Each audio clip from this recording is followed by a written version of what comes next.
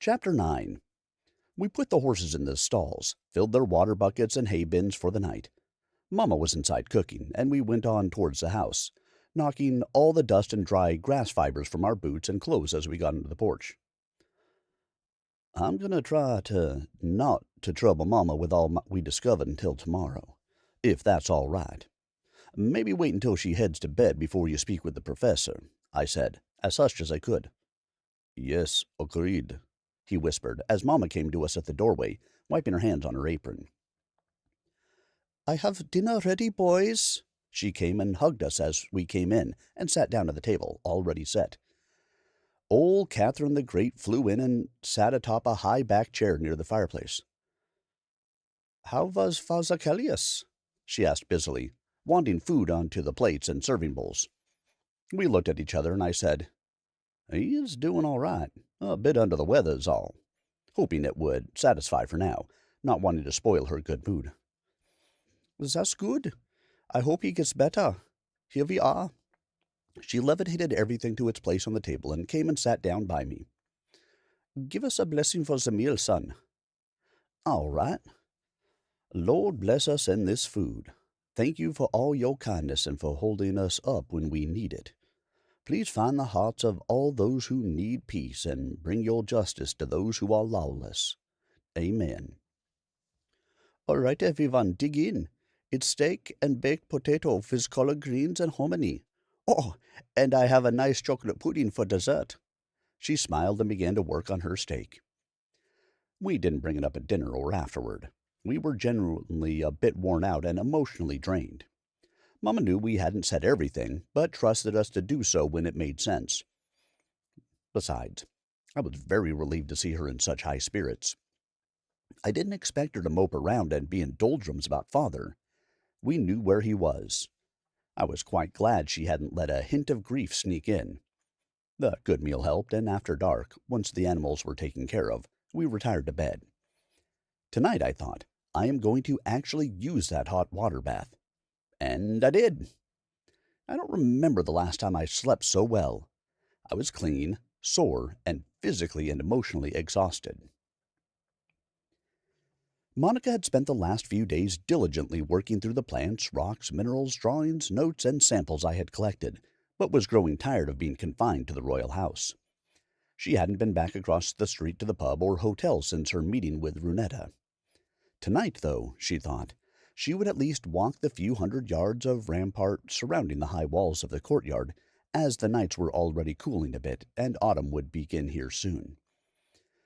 When she had put all the collections away and locked them up in the old barracks, she walked to the dining hall, about 50 feet long and 20 wide, made for a time when far more soldiers were garrisoned in these smaller royal residences.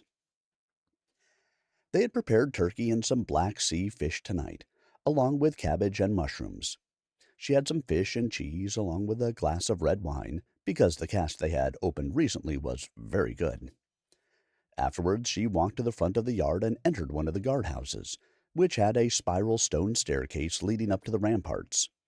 It was dark now, and she walked all the way to the perimeter wall on the west, where it met the taller and separate city wall. Then she went back towards the front gate, where there was a bench, which she sat on for some time. By now, the street lamps had been lit for 2 hours, and most foot traffic outside had come to an end. She could see that the 4-story buildings and homes within sight had most of their lights out, the residents asleep. She let out a polite yawn, barely audible to even herself, and leaned her head back to look at the stars. Oh, darling Monika, you need some rest. Monika's blood went cold and almost stopped as she heard a voice. How could anyone have heard a tiny yawn? How could anyone have known it was me? Runetta. She obviously knew Monika was there, so she stood and took a look over the rampart wall. Click, click, click. Runetta's form was moving a few steps closer to the street, and she stopped. Was it her? Surely the size and outline indicated it was. The lady brought something to her face and struck a match. She lit a small cigar, or something like it. The light of the match and the slow draw on it did indeed show her face. It was Runetta. She looked right at Monika, who by now could tell it was some expensive clove tobacco cigarello by the aroma. Monika stood quietly defiant, saying nothing. Why was this woman here again? Brunetta took another draw on her tobacco and then turned and walked back around the corner of the pub with her high boots clicking as if they had metal plates on the heels, snapping on the stone cobbles as she walked. She must have dislocated in the darkness because the sound of her boots stopped. That was enough of this. Monika went straight down to the guards and asked them to inform her if they caught that woman loitering around again. She went inside to the great room where the professor's portrait was, but alas, he wasn't available. Well, in that case, I will just spend the night here and speak with him as soon as possible. She fetched a serving tray with cream and sugar, a small pot of coffee, and a cup. She retrieved some paper and made essentially a sign which read, "Wake me when Professor Templeton is available." She placed it so that if the butler and the professor himself, who happened to pass into view, would not miss it. She grabbed a light blanket, a footstool, and positioned herself about 6 feet from the portrait. She didn't finish her small pot of coffee before it went cold, and she fell asleep. It was daylight, and the light touch of the butler woke her the next morning. He had seen her note, passed word along through the night shift, and the morning man was here, alerting her that the professor was indeed waiting. She shook herself more awake, thanked the butler with a light touch on his hand with hers, and stood, blanket still around her shoulders. "Professor, I apologize for being asleep. I hope I didn't keep you waiting," she began, still rubbing her eyes clear of Krusty's. No, my dear. I have been here but a few moments. How are you?" he said, whilst pouring himself a morning cup of tea. "I am fine. Is there anything you know further about this lady, Brunetta Lynchhorse? She was here again last night, right outside the gate, more or less toying with me," Monika stated firmly. "I'm afraid nothing more. However, I believe Klement has also been looking into it, and he should be arriving this evening with you. He has a meeting with someone on an unrelated matter, but I believe he mentioned this person may have helpful knowledge about her nonetheless. Please do not speak with her again until we know more about her intentions. When Klement arrives, it may be prudent for you to return to Vienna with him, if he is also concerned," the professor said. "I won't speak with her again. I think it may be better to finish this work in Vienna as well, although I will be away from Raileanu's source materials if I need additional samples or drawings from this area. I'm sure he will understand so," Monika said. "Yes, he will care more about your peace of mind than your access to nearby plant life while working on his texts. You are right. Please do not worry any more. It is time to pack up those things and move your studies to the safety of the Metternich family home in Vienna. I'm sure the staff can help if you require it." No, I have it well organized. I can manage. I want to ensure that everything is delivered intact and with the best possible reduction in the risk of damage. Thank you, Professor. Please let me know if anything else changes with Raileanu." "I will, of course. Goodbye for now." She finished, laid the blanket on the chair, and went to eat some breakfast. There's a lot of packing to do, she thought. It was a bit comforting to know she'd most likely be gone by nightfall. Hopefully. The next morning, back in Texas, I rose as dawn broke and headed down for breakfast, where Mother and Arterous were already nearly finished eating. "A nice hot bath does help you relax and sleep better, doesn't it, dear?" Mom said, already preparing a plate for me. My affinity for shredded potatoes with a fried egg and about a dozen pieces of thick, crispy bacon hasn't eluded her memory, and it was almost ready. Living in the ordinary world, I had learned to enjoy the simple making of my own food, precisely the way I liked it. But honestly, having someone who could produce it exactly right was, well, special. And so delicious. No denying that fact. "Have you begun decorating the new arboretum? Do you have any requests from overseas I might offer?" I asked after a few satisfying mouthfuls. "I did some yesterday. Yes, I decided to ring the interior of the opening and down the walls with moonvine, which should illuminate the interior at night. I also changed the upper fixed glass panels to hinged panels that I can open. This way, lightning bugs and other night critters can come in and enjoy pollinating at will, she said, proud of those brilliant changes. Outstanding, Mamma. I had considered none of those things myself. Pausing now for more of my favorite breakfast.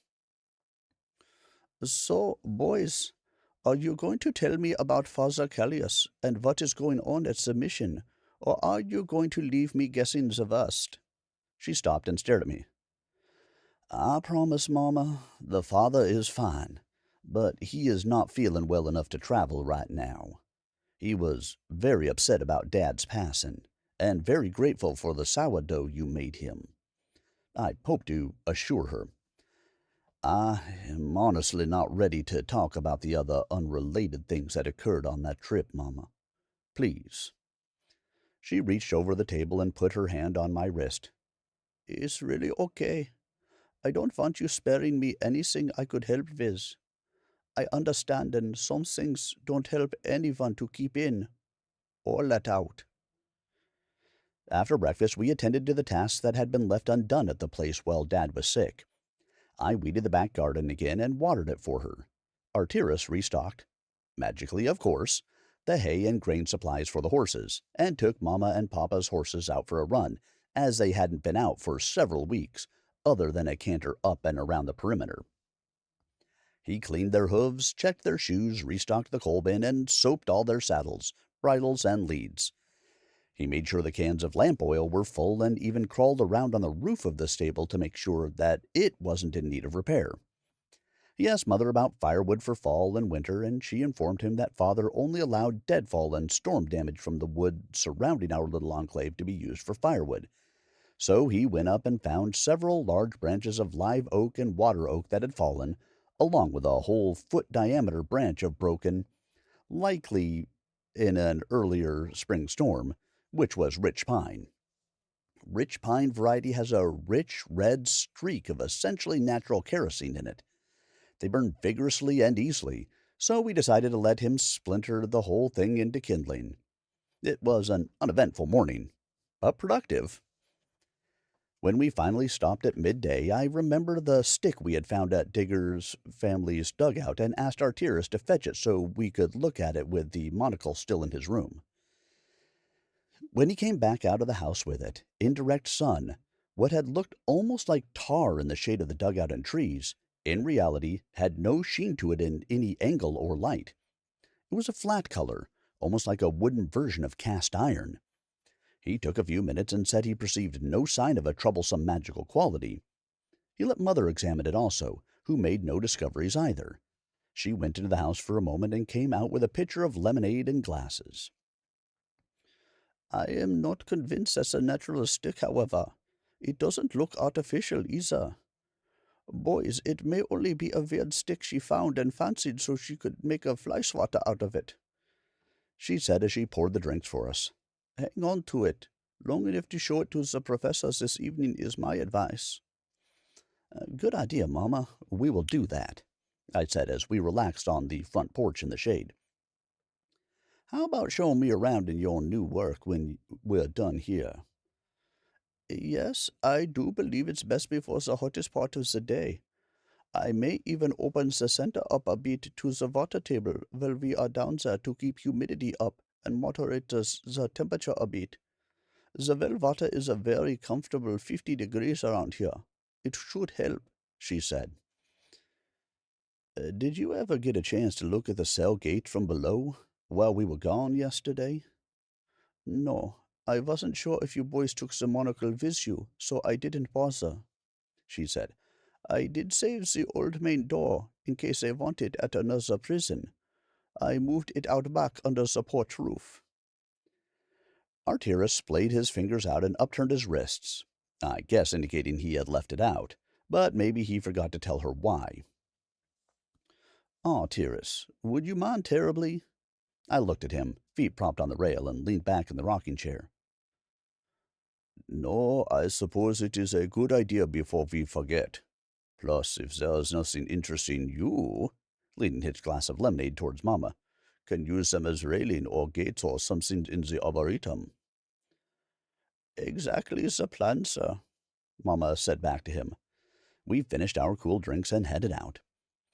I went to and held the door for Mamma, allowing her to enter her glass dome for my first look.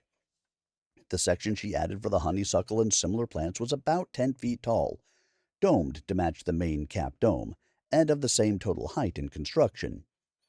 2-foot tall windings of them, and some orange trumpet vine, were already springing up. She had arranged the center spire of solid rock into a low handrail wall that snaked down the inside of the stairs, about a foot wide and 3 feet high. That was good. I didn't need her falling into a 100-foot pit. The cells, which had been carved from solid rock, had rectangular indentations. Not very impressive. She had arched the ceilings of and put niches all the way around each one. Each of those had a bowl-shaped basin full of dirt waiting for her selections. The cut of the glass on the dome allowed ample light to reflect down into the spaces better than I had imagined, both in summer and winter. I glanced up and marveled at what wasn't visible from ground level outside. The center of the glass roof was essentially a gigantic Fresnel lens. Some of the rooms at the top quarter had long wooden tables in their centers, with pots and baskets of rich soil waiting to be filled with plants. When we were about half of the way down, she drew her wand and waved it at the west side, and moonvine was transplanted actually from wherever she had already had some, because it was about 6 feet long. That plant will remain dull, dark green in the light of day, and at night it will emit a pale blue light as it processes nutrients from the soil.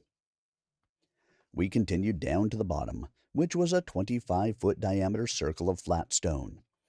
We stayed at the bottom of the stairs, where she waved her wand again in a tight little circle, and the stone, 10 feet from the very center, resorted itself into a fish-shaped fountain, pointing up, with water all around it.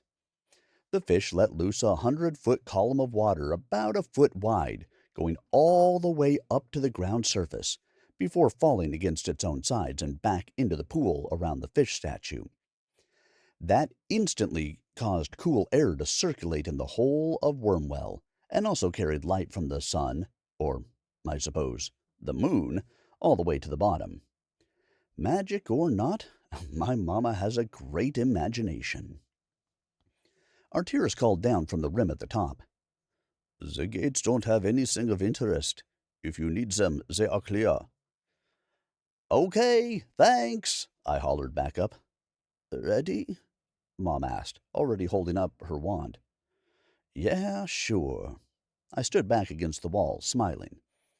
She raised it high and brought each of the 21 gates down to us, collecting them into a ball of swirling white-hot iron. One by one, dozens of small and large balls of molten iron fell away and formed into small frogs, falling to the floor in front of us. They began leaping to the edges of the pool, making charming poses and groups, and some were even horny toads.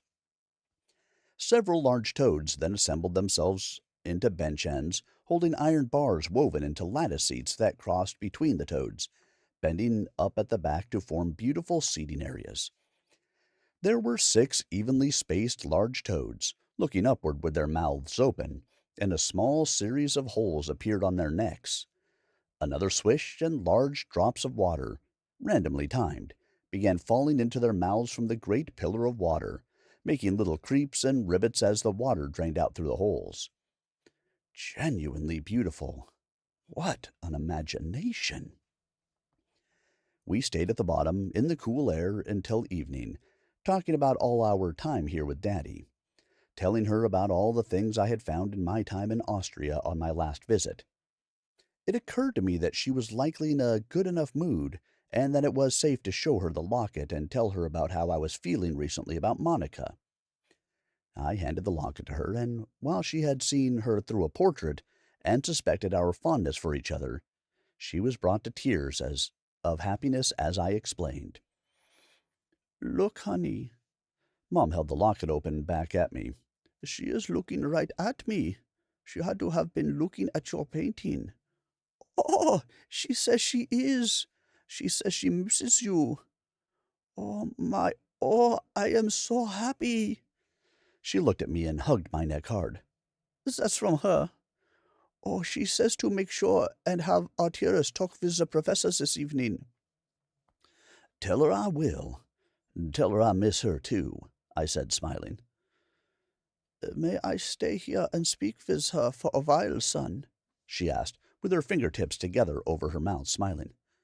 Yeah, all right, Mama, I said, smiling, and I started back up. I guess at 35 years old, she had waited long enough for me to consider a possible courtship. Additionally, it actually ached a little knowing I could not speak with her or see her form a smile. I went all the way back up to the top and out the door into the front yard and caught a whiff of distant rain. A cold rain from the north. I walked up to the rim and yelled down to Mama that rain was coming. She stood and started up the stairs, still talking through a wide smile to Monika, so I went back out in the yard. Now I could also detect a distinct whine sound in the distance. I looked to the west, where the wind was whipping up grass and dust in the air, and the dark gray cloud bank towered as high as I could see. The mid to bottom levels were still obscured, but the whine only comes from one thing: a tornado. The wall of clouds stretched from north to south as far as was visible. It was a massive storm. Mama, I can hear a tornado somewhere in that storm. Please come up. Arterous, where are you? A tornado is coming. I shouted down to Mama, then around to wherever Arterous might be. It's okay, Mama shouted, about halfway up now. Calm down. This place has weathered a dozen of them in our years here. We are well protected. All right. This place is fine. Lord, that is a relief. But everywhere else? Every other time in my life? That is a terrifying prospect, and painful for me because I can perceive them long before any other person, and I have failed to convince some in the past. No, I think I will hold on to my fear and apprehension regarding this terrifying force of the natural world. What? Arterous came from inside the house, looking confused. What is happening? A thunderstorm, of which I can feel the thunder approaching now. One that has a tornado hidden in it somewhere. I can hear it. What is that? A tornado? He asked, still confused. Mama had finally come up and out the front. Not to worry, boys. This place is quite well protected. Has been for decades. Regardless of my mother's lack of fear, I relayed mine to Arterous. It is the single most powerful storm that forms unpredictably on the face of the earth. Its powerful winds rip the strongest trees to shreds, obliterates any man-made structure in its path, and can even rip the sod from the earth in severe cases, I laid out, still nervous. Not for us, but for every living thing in its path. Really? These all coming here? He queried, looking now nervously at the sky. More common than most think, I'm afraid. Mama had made her way to the front porch from inside the house by now, and was setting the rocking chairs up to face outwards, and pouring lemonade, almost comically calm with her little grin. Now the clouds at the front did indeed begin to boil, rolling like millions of huge balls in the sky, thick, black, swirling shells with an eerie green glow inside them. That was a sign I had seen in every tornado in north, central, and eastern Texas I had ever encountered. I pointed the feature out to Arterous, explaining it was a sign to find shelter no matter what anyone else might think, if caught out in the open. We walked to the house and sat down with her, each holding a glass of ice-cold drink, dripping with condensation, as we watched the clouds swirl and lumber closer and closer. Mama took her wand and did a little circle wave up in the air. What was that for? I asked. Your father and I were, after much practice, mind you, able to modify the protection spells so that we let just enough rain and wind in from storms, while keeping everything else out. You will enjoy this. Previously, it allowed the wind and rain to continue uninterrupted, and things would become terribly muddy. Now it is gentle and just enough that it gets through. The rest runs off to the perimeter of the property and seeps into our water table. She kept rocking back and forth peacefully. Mother, I am glad you and Dad were safe all these years. I know you have heard what happens to ordinary people and animals who experience a tornado. It is heartbreaking, I said, as heavy raindrops, about the size of glass marbles, began striking the layer overhead, each making a bluish glowing outline. Only a small drop of much lower velocity came through and fell to the ground. Each one made a donk sound, which was very faint, even for me. Thousands began to fall, and the noise grew to the point where it was all-consuming. The light show it produced as they danced around plonking on the magical shell was beautiful, I have to admit. However, then the hail started, and even through the light admitted and the sound and the heavy blowing sheets of rain combined, we could see tree branches and so much long dead grass from the prairie outside the wood we were in. I knew one of the deadly twisters was nearby. Larger pieces of trees had been ripped from their trunks and began crossing our view, seemingly opposite the direction the sheets of rain moved. A few struck the shell, creating a rippling wave of blue light, but no more than a gentle breeze, and steady small drips evenly coated the ground and in little streams from the roof edges. Then huge chunks of ice hail struck with tremendous force, some as large as my fist, dozens and built to hundreds. At the edges of our yard, to the west, the pea-sized hail and these larger balls collected and sat pinned between the arc of our dome and the walls of rock pillars that surrounded our place. A whining sound grew, almost deafening, seeming to come from all directions. That is the sound of a tornado. It comes from the debris combined with the compression of winds moving more rapidly than anything else on Earth, aside from volcanoes, I said, pointing to the sky.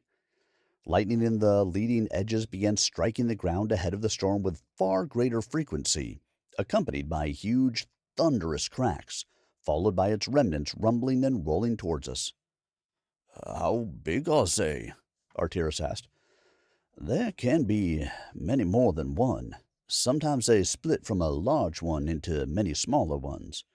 They can move across lakes, and they can hide inside heavy rain, so we can't spot them. Sometimes they come with no rain. Sometimes one will destroy every blade of grass, every cow, and every tree, but then lift and pass right over a house or barn. Some are as wide as you can view in either direction. Some leave a trail 5 feet wide. They are genuinely terrifying forces, I laid out in a monotone voice, scanning the sky above. The blinding white of lightning increased, making everything appear monochrome, and the cracks of sound they made were virtually unbearable. The whirring and whine of the winds in the twister was so intense now, Mamma gave the air a tap with her wand and made it practically silent. Thank goodness.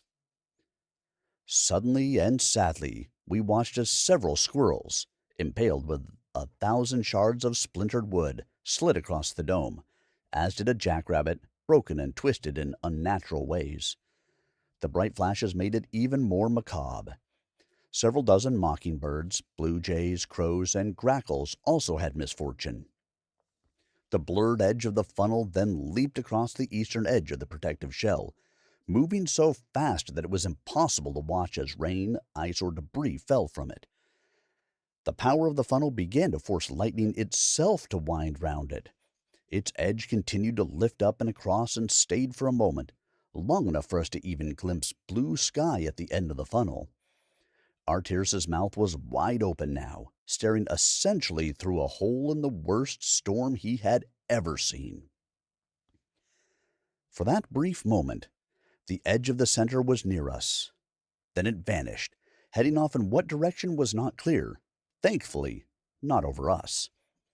A moment later, on the backside of the event, where winds were less powerful, more and more debris and small animals clonked into the layer above us, each one in its time being blown to one edge or the other, where all the hail had gone. Now only thick blankets of rain fell mixed with leaves and pine needles, washing off above us in waves. A few minutes later it was nothing more than a drizzle, and a few minutes more after that the sky began to clear to the west, until finally the setting sun emerged from behind the towering monster of a storm. I was still able to pick up the rumbling of thunder as it rode further away from us. The speed with which something so large could move across the land was fascinating.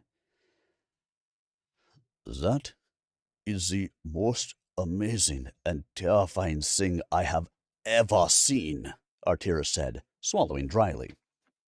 "I do not know of any magic producing that kind of power. It was truly awesome." "There is no magic which can equal the power of God's creation, dear boy. None at all," Mother said, without looking up. "I believe you. Certainly not," Arterous said, now surveying the carnage of trees and hapless fauna strewn about the perimeters. Only then did Bandos finally appear, having been in the house, likely under the table. Mother gave a wave of her wand, and we heard all the debris falling around us, in and around the maze of stones. Bandos lit off in a hurry, wanting to smell check every critter that was around and explore all the things that had blown in from afar. "Mother, what about Father Callious?" It occurred to me that he might be in serious danger from something that strong. "His mission is pretty well built. If he is indoors or underneath in his basement, he should be fine," she responded with confidence. I looked at Arterous, who was already looking back at me, knowing he was diminished and alone. We had to check on him. "How fast do you think that storm is going, Mama? Do you think it will be over Father Callious in less than an hour? It seemed pretty quick to me, from when I first detected it to when it began destroying things here," I asked her. "Oh, yes, probably under an hour." She stopped and looked at me concerned. "You aren't going, my boy. It's only a couple hours until dark. You'll never make it back before dark." "No, but Arterous can dislocate. Only long enough to determine if the father is all right, but not be seen," I said, looking at him then. "If you are all right with doing so." "Well, I think I will wait the time needed to make sure I don't show up right in the middle of that beast. Barring that, I don't mind," he said wisely.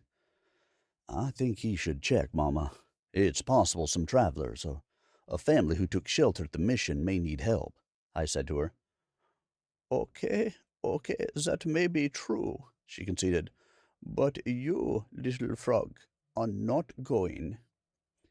We all agreed, and I went to retrieve the boxes of my extra ball and powder to give him, and spent a few minutes making sure he knew the hazards of even letting locals see his wand, or his interactions with his owl. Many of the tribes in the new Republic of Texas fear owls, and go right past not trusting anyone who consorts with them to seeing it as a sign they are evil. I made him a sling out of rope for the rifle, so he could easily take that with him. Arterous took one look at the crude rope, recognized its usefulness, but shook his head no. He took his wand, waved it at the length of the sling, and it changed to a beautifully tooled leather sling. He smiled and gave me a nod. I agreed it was much better, and he lifted the rifle up and rested it across his back, his left arm outstretched through the sling. We agreed it was probably a good idea for him to first go to that spot where we had turned off to the Loggins homestead and determine where the storm was before going all the way to the mission. I also made him take Cat, in case of a problem, again, reminding him not to have her with him. She had returned and rested last night. When he was set with his wand secured inside his vest, he shut his eyes and dislocated. All I could do was pray and hope for the best, for both him and Father Callious. I went back inside and helped Mother prepare dinner. She had decided enough with the easy way. She was ready to cook properly for her guests. When Arterous returned, she would have an authentic homegrown meal for him. So she set me to collecting vegetables out back.